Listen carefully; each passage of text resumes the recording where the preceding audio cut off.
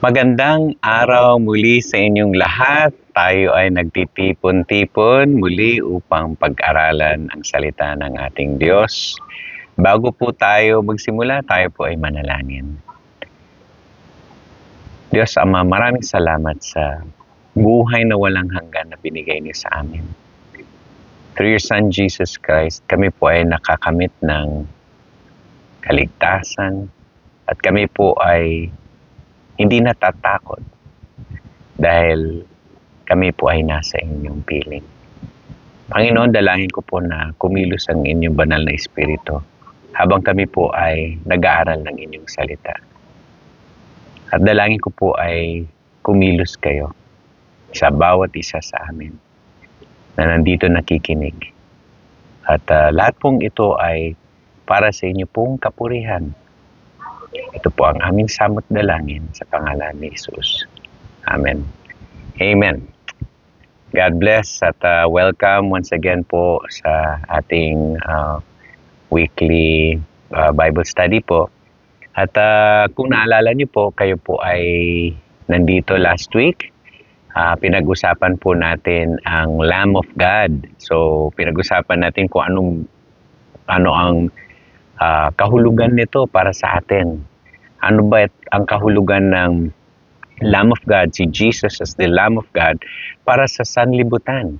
At napag-usapan din ho natin kung paano kumilos ang banal na espiritu at nagsalita kay John the Baptizer para i-reveal at i-confirm na si Jesus or si Yeshua ang Lamb of God who took away the sins of the world. Taking away the sins of the world, constant, continuous po yun.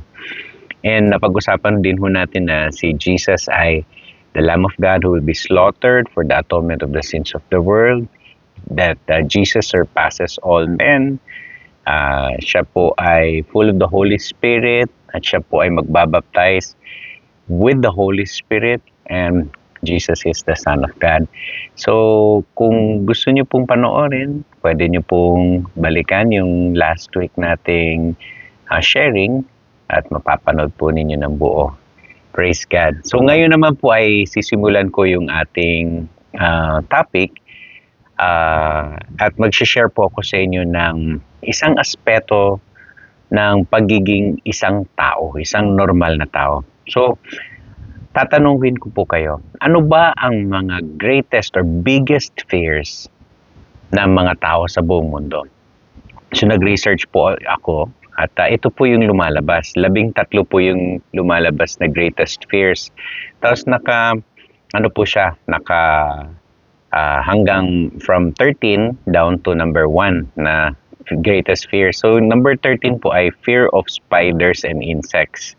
So, natural lang pong matakot sa gagamba at saka mga insekto. Ikalawa ay fear of the dark. Takot sa dilim. Ako nung bata po ako, takot ako sa dilim. Ngayon, dahil siguro sa mga multo-multo, mga kwento, no? Pero ngayon, takot ako sa dilim dahil pwede ako madulas or madapa. Gano'n, no? Pero karamihan ng mga tao, takot pa rin ho sa dilim, ano?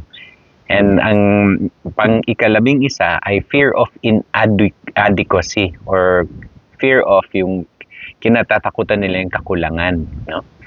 And then number 10 is fear of change. Kung kahit anong pagbabago pa yan, takot sila. And then 9 is fear of loneliness. Yan, loneliness, yung nag-iisa na lang, kalungkutan. Sa totoo lang po, kaya po yata maraming tao maraming mga pets ngayon. Kasi ang pet po talaga, kahit ayaw mo makipag-usap sa tao, nandyan sila lagi sa piling mo. Pakainin mo lamang ang alaga mo at sasamahan ka talaga at napaka-loyal nila sa inyo, no?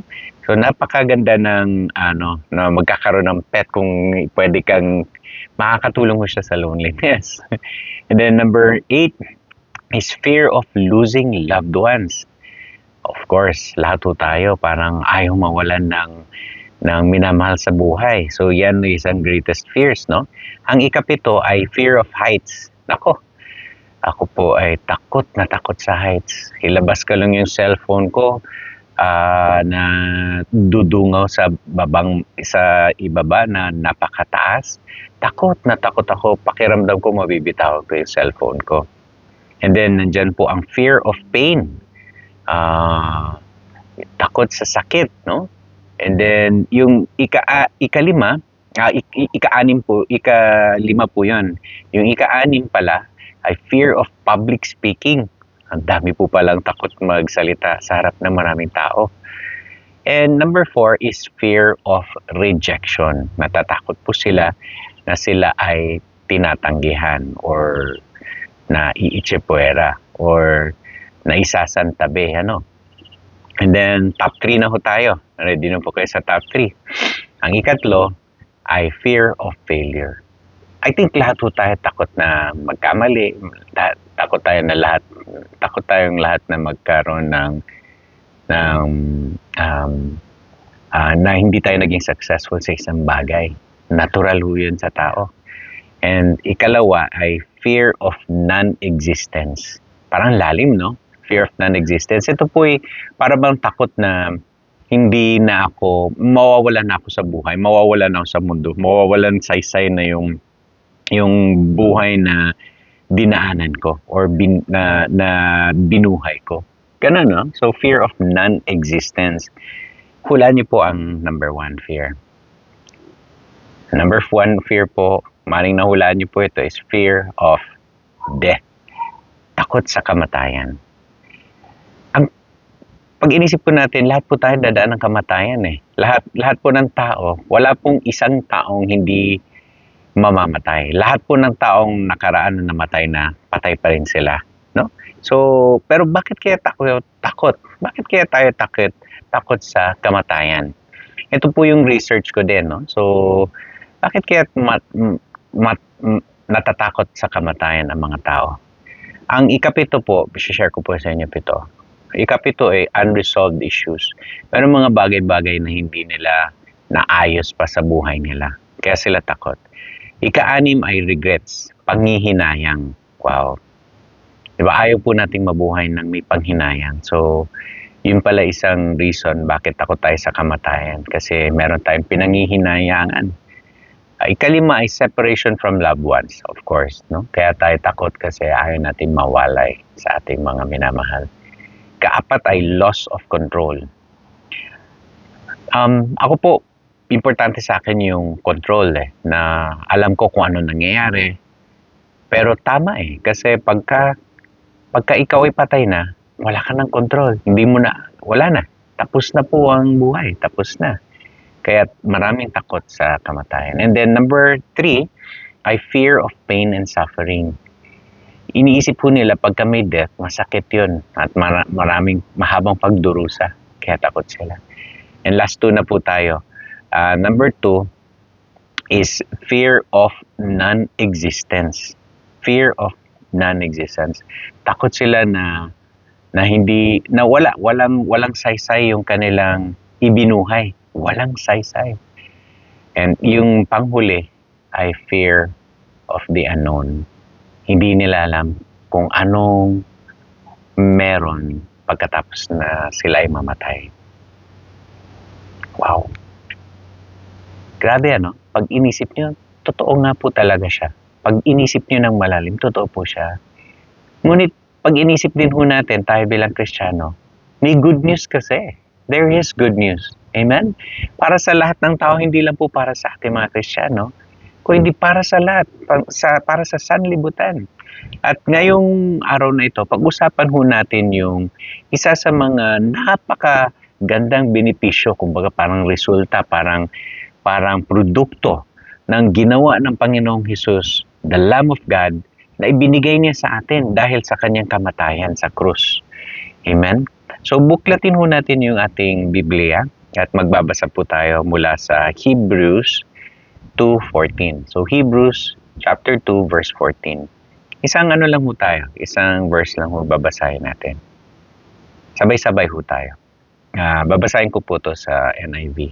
Since the children have flesh and blood, he too shared in their humanity so that by his death he might break the power of him who holds the power of death, That is the devil. So babasahin ko ulit ito at gagamitin ko po yung mga pangalan na tama. Lalagyan ko po mga pangalan para hindi po siya nakakalito. Since the children, tayo, have flesh and blood, Jesus too shared in our humanity, so that by Jesus' death, Jesus, might break the power of him, si Satan, who holds the power of death. Praise the Lord. This is the good news. Ito po ang magandang balita. And lahat po ng tao na naniniwala sa kay Hesus Kristo, the Lamb of God, what He has done for us on the cross, they now have no fear of death. Wala pong takot sa kamatayan. Hallelujah. Praise God. So ang pamagat po ng ating lesson for today ay no more fear of death. No more fear of death. Wala na pong takot sa kamatayan. So balikan ho natin yung pinakasimula ng lahat ng ito. Saan po ba talaga nagsimula ang death? You see, ang demonyo ang nagdala at nagsimula ng kamatayan sa buong mundo. Ito nangyari nung nagtagumpay siya sa pagtukso kay Adan at Eva doon sa Garden of Eden. So, perpekto po yung Garden of Eden, ngunit ang kalaban, ang diablo, ay nandun na sa simula pa lamang. At nandun siya sa Garden of Eden at tinukso niya si Adan at Eva. Bago sa tuksong ito, bago sa fall of man, si Adan at Eva had access to eternal life. Meron po silang access to eternal life. Habang buhay na walang hanggan po siya in the Garden of Eden. Basahin po natin sa Genesis 2. Ito po yung sinabi doon. Genesis chapter 2 verse 8 and 9. Sabi niya, "Now, the Lord God had planted a garden in the east, in Eden, and there He put the man He had formed. The Lord God made all kinds of trees grow out of the ground, trees that were pleasing to the eyes, and good for food." Wow! Diba, yan din yung ginamit ni Satan, no? Pleasing to the eyes and good for food. Pero ito, God meant this to be good, pleasing to the eyes and good for food. In the middle of the garden were the tree of life and the tree of the knowledge of good and evil. So, tree of life and the tree of knowledge of good and evil. Ngunit, merong isang maliwanag na kautusan ng Diyos kay Adan at Eva. Ito lang ang kautusan niya sa Genesis 2:16. "And the Lord God commanded the man, you are free to eat of any tree in the garden." Lahat ng klaseng prutas pwede niyong kainin. "But you must not eat from the tree of the knowledge of good and evil, for when you eat it, you will certainly die." Ganun lang kasimple. Isa lang yung commandment, isa lang yung kautusan. Kumain kayo from the fruits of any of the tree. Huwag niyo lang kainin yung prutas na nagmumula sa tree of the knowledge of good and evil. Napakasimpleng kautusan. Ngunit palpak po ang tao. Hindi po siya perpekto. So na-tempt po siya po inatukso. So kung tutusin, kung naging masunurin po si Adan at Eva, lahat po ng sanlibutan, lahat ng sangkatuan, tauhan ay nandun pa rin. May access pa rin tayo sa tree of life. Kaya alam na laglag po si Adan at Eva at sila ay natukso, sila po ay naniwala sa demonyo. Ito po yung nangyari. Ito po yung tukso ng demonyo. Ito po yung tukso ng kalaban. Hanggang ngayon po, ganun-ganun pa rin ang kanyang style. Now the serpent said to the woman, "Did God really say you must not eat from any tree in the garden?" Ganun lang napakasimple lang ng style ng demonyo. Iti-twist lang niya na napakakonti. Di ba? Itatanong niya lang sa'yo kung yan ba talaga sinabi ng Diyos. Babae at lalaki lang ba talaga ang pwede maging gender? Lalaki lang ba? Hindi ba pwede makipagrelasyon sa Maliban sa meron kang asawa, isa lang bang dapat na asawa mo? Napakasimple lang. Bawal ba kumain ng sobra-sobrang dami para ma-enjoy mo naman lahat ng pagkain? Hindi ba, hindi naman yata gluttony yun? Diba? Napakasimple ng style ng kalaban. So, ito yung tanong ni Satan. Did God really say you must not eat from any tree in the garden? Ngunit natukso yung si Adan at si Eva dahil sabi ni Satan, you will not certainly die. Tiyak na hindi kayo mamamatay, the serpent said to the woman. Sabi niya, for God knows. Biruin mo, binaliktad niya ngayon ng Diyos. For God knows. Ito, totoo naman to, no? For God knows that when you eat from it, your eyes will be open. Totoo yun. And you will be like God, knowing good and evil. Ang narinig siguro perhaps ni Adan at Eva ay, you'll be like God. Pero kung tutusin, totoo naman yung sinabi ng kalaban. You will be like God because you know good and evil. Hindi you will be like God because you will be all-powerful. Amen? Yun, napakasimple lang ng trick ng kalaban. And so, Eve took some of it, and then, ito na, both their eyes were open and they realized they were naked. Ayun na. Totoo nangyari na they know now good and evil, namuwang na sila sa katotohanan, and that is the start of sin coming in. Pansinin nyo, hindi naman sila namatay kaagad. Kaya po sila namatay dahil binanish po sila. Pinaalis po sila sa Garden of Eden, at sinarado ni God yung access to the Garden of Eden kasi nandun po yung tree of life. Yung the fruit of the tree of life is the source of life. Jesus himself is the source of life, and he used the tree of life to be the basis of that, no? Kaya sa Book of Revelation, nandun din siya. Itinanim din ni Jesus yung sarili niya sa gitna, at nandun din ang tree of life where you can really get the fruit and live forever and ever. Praise God. So, mula nun, nung bumagsak ang tao dahil sa tukso, ang diablo na ang may hawak ng sanlibutan. So, in Luke, the devil shows he had authority over the earth.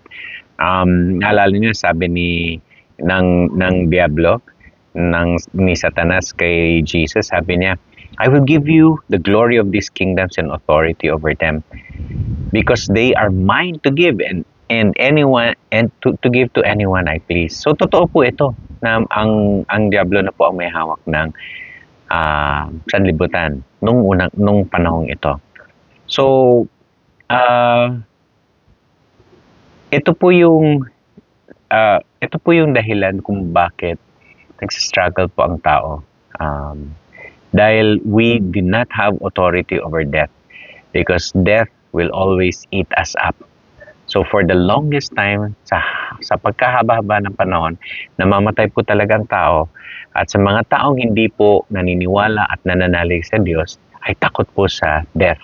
Ngunit, tayo po na naintindihan na po natin ito, meron pong pagkakataong ma-uplift from this fear of death dahil alam po natin na ibinigay ni Kristo yung kanyang buhay upang tayo po ay hindi matakot sa kamatayan.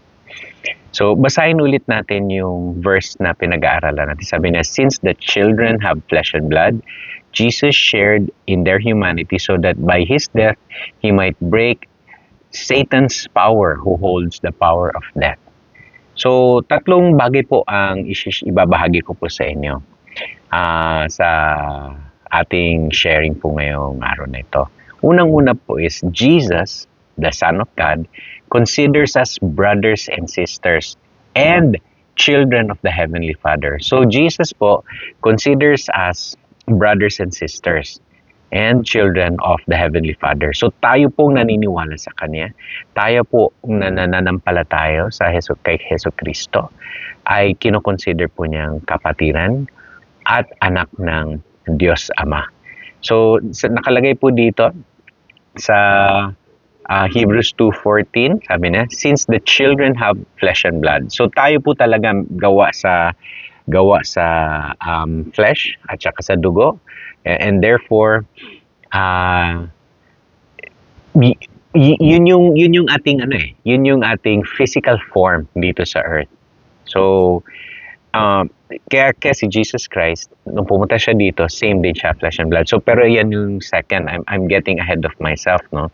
So, ang tanong dyan is, since the children, ginamit niya yung word na children, yung Hebrew author.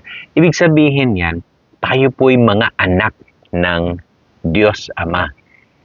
Tayo ay mga anak ng Diyos Ama. Sino ba ang ayaw na maging parte ng pamilya ng Diyos? Wala po eh. Perpekto yung pamilya. Perpekto po yung Diyos.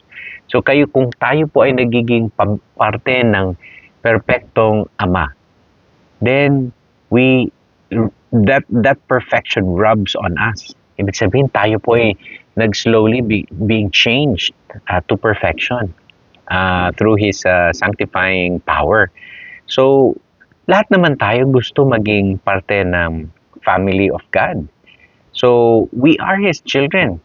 And ito po'y sabi dito sa Hebrews 4. So, Hebrews chapter 4, 11 to 12.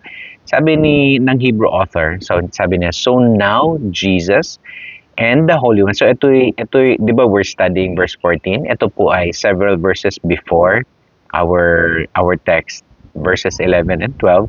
Ito po sabi ng Hebrew author.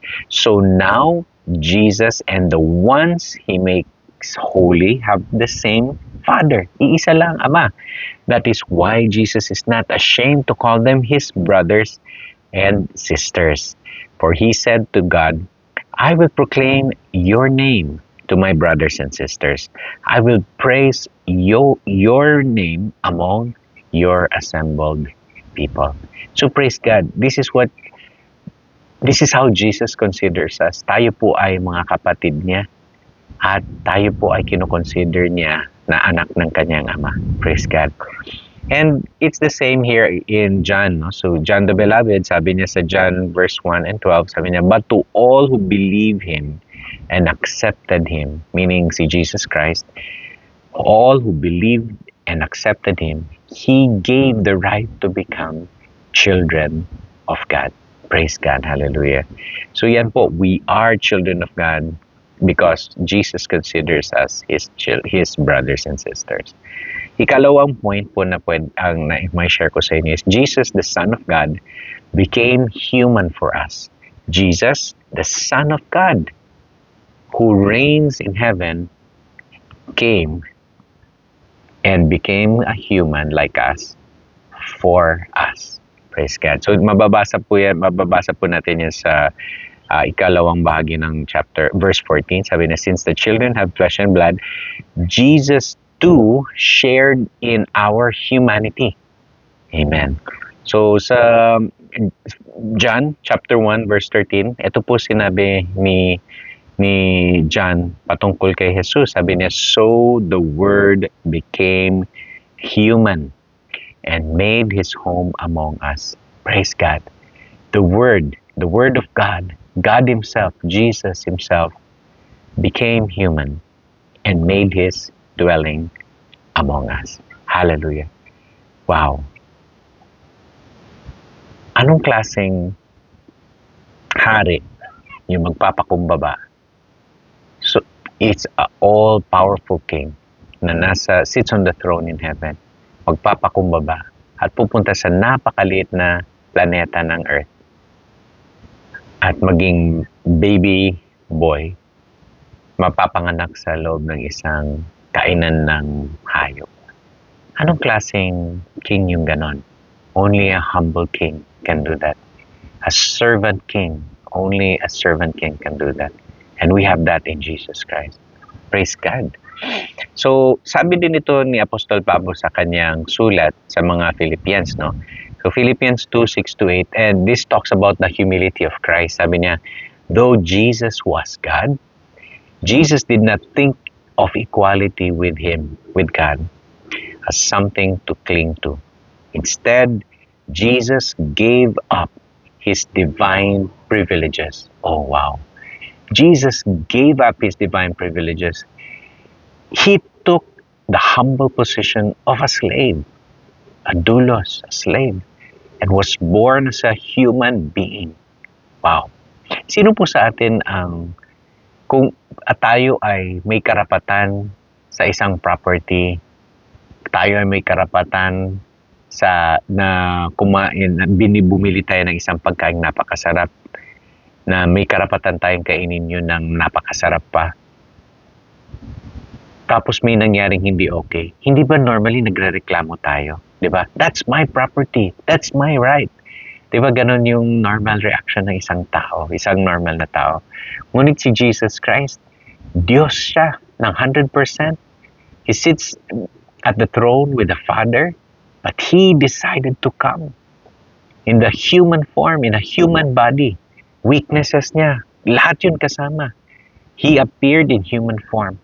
Ito pang matindi. Verse 8, He said, He humbled Himself in obedience to God and died a criminal's death on the cross. Criminal ang tingin sa kanya ng tao. Masaya ang tao nun dahil may napatay sila na criminal. Imagine that. May hustisya ba? Was there justice served? Yes. Because God's justice was meted on His Son. Yung justice ng God the Father over the sins of all men, Jesus was punished because of that. So justice was served during that day. But all the people watching there did not know that justice, heavenly justice was served. Wow. Praise God.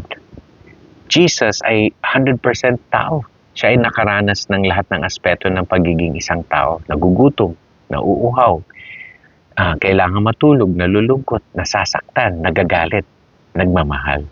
Praise God. Ito ang sabi ng Hebrew author tungkol sa kanya. This is in the next verse sa ating study verse natin. Sabi niya, For we do not have a high priest who is unable to empathize with our weaknesses, but we have one who has been tempted in every way, just as we are, yet He did not sin. Minsan nagrereklamo tayo, Lord, ang hirap maging Kristiyano. Ako may times ako nakikita ko sarili, Lord, ang hirap sumunod sa'yo. And totoong mahirap. Ngunit pinakita ni Jesucristo. Pinakita ng ating Panginoong Diyos na kaya. Hindi sa sarili nating kalakasan, o hindi sa kalakasan na binigay niya through His Holy Spirit. We have His Holy Spirit. Siya po ang naggagabay sa atin. Siya ang nagpapalakas ng ating, na hindi lamang ng ating pangangatawan, kundi ng ating espiritu, upang tayo ay maging victorious over sin. Kaya, basta umasa sa Kanya. Praise God. Ang ikatlong bagay na gusto ko i-share po sa inyo ay ito.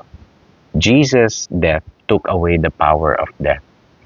Ang kamatayan ni Jesus Christ took away the power of death over us. So, sa talata natin sabi niya, since the children have flesh and blood, He too shared in their humanity, so that, ito yung dahilan, God, Jesus, shared in our humanity, so that, by His death, yung kanyang kamatayan, He might break the power of Satan who holds the power of death.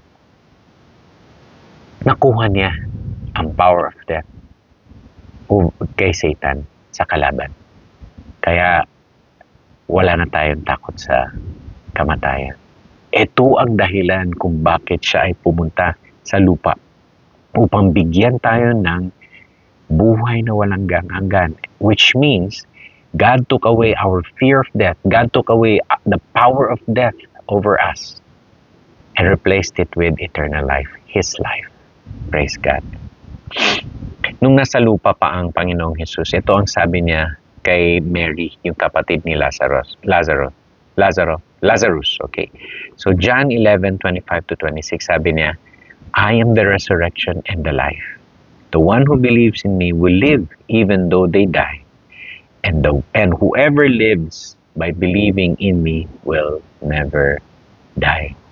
Wow. Even though they die, they will live. Ang mga pagano, ang mga atheists, hindi po naniniwala sa second life or life after death. Hindi po sila naniniwala doon. And That's a sad story. Kasi, what is 80 years on earth?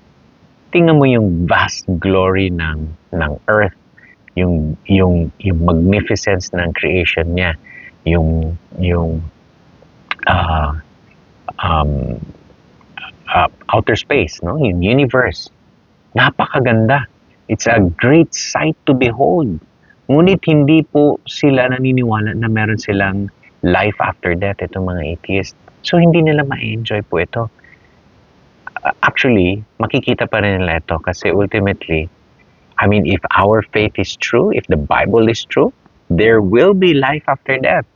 Ang problema, ang masakit dito, lahat ng mga hindi naniniwala kay Hesus Kristo, lahat ng hindi sumunod kay Hesus Kristo, will have eternal death. Eternal pa rin siya. Death lang. So they will still experience this, but in the negative form, the worst form. Fire. The fire of hell. That is a sad story. Kaya kailangan po bilang Kristiyano tayo po ay mag-reach out sa ating mga nawawalang mga kakilala. And so, ito naman ang sinabi ni Apostol Pablo patungkol sa life in Jesus Christ. Sa letter niya to the Romans, sabi niya sa Romans 6:9-10, sabi niya, "For we know that since Christ was raised from the dead, He cannot die again." Nabuhay muli ang ating Lord and Savior Jesus Christ. Wala pa pong taong nabuhay muli who remained alive until today. Si Lazarus was raised to the dead, but he still died after old age probably. But Jesus Christ was raised from the dead and remains alive forever. Praise God. So he said, death no longer has mastery over him. The death he died to sin once and for all. Yung kamatayan po niya ay para po sa atin, once and for all humanity. And the life that he lives for God. Praise God. Ito naman ang sabi ni Jesus. Ito po ay prophecy, no? Ito po ay vision na kita ni John, the beloved, nung siya po ay nasa island of Patmos. Tama po ba? He had a vision in the book of Revelation. Ito po ang na-record niya in Revelation 1:8. He said, "I am the living one." Si Jesus po nagsasalita dito. Sabi niya, "I am the living one. I was dead. And now, look, I am alive forever and ever. And I hold the keys of death and Hades." Ito po yung nakuha niya kay Satanas nung siya po ay namatay at nabuhay muli. At tayo po ay kasama niya na mabubuhay ng walang hanggan dahil tayo po ay sumusunod sa Kanya, naniniwala sa Kanyang ginawa para sa atin. Praise God. Hallelujah. Hallelujah. So, ako po yung magtatapos by sharing with you some of the benefits, kumbaga. Ano po yung mga nakuha natin because Jesus died for us and that now we have victory. Praise God. Isipin niyo po napakaganda na meron tayong life, no? Because of Jesus' death. Praise God. Ayan. So, eto po, magbibigay po ako ng 5 bagay. Yung, kumbaga, ito yung question, what has Jesus' victory over death brought to our lives? Anong mga benepisyo nakuha natin dahil sa kamatayan niya? Number 1 po is peace of mind. Hindi po ba? Peace of mind. Ito po sabi ni Apostle Paul sa Philippians 4:7. Sabi niya, "And the peace of God which transcends all understanding will guard our hearts and our minds in Christ Jesus." And in John 14:27, Jesus actually said this to his apostles. Sabi niya, "Peace I leave with you. My peace I give you. I do not give to you as the world gives." And then he said this, "Do not let your hearts be troubled and do not be afraid." Although he was pertaining to his death, kaya huwag kayo matakot, sabi niya sa mga apostol niya. Pero Jesus, literally, his life, the death that he gave, allows us to live with peace. Hindi po tayo natatakot. Amen. Ikalawang bagay po is, our earthly bodies are temporary and it will be replaced. Makikita niyo wrinkles. Dati parang ang babata pa na itsura natin.